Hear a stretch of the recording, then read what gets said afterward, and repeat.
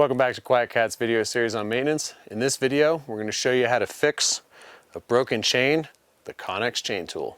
So typically when the chain breaks, it's going to peel open this outside edge, leaving you with the other end just dangling. So in order to fix this, what we want to do is remove these outer links so that we have an inner meeting with an inner, and we'll use the included Connex link with our Connex chain tool to go ahead and join them back together. So first, on our Connex chain tool, if we go ahead and rotate out and lift up the cover, we'll see the included master links. Go ahead and pop those out, and this is what we'll use to rejoin the chain.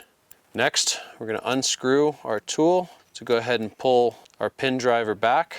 We're going to locate that outer plate and go ahead and drive this pin out of the chain. So we align that in our chain tool. Once everything's aligned, with a nice strong grip, we just start rotating our tool and push that pin through the chain. So we'll go ahead and drive the pin all the way through. Go ahead and loosen it back up. Now be aware, we have a couple of loose chain plates. We want to make sure that we're mindful of the environment, and if this happens out in the field, make sure that we're packing these in and taking them home. Don't leave them out on the trail. So using our Connex link, we're going to make note of this little bean shape here. That's going to help us attach the link.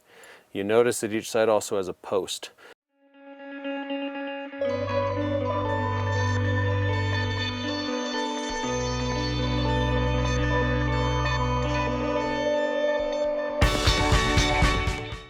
So obviously through this process, we've actually shortened the chain by a link.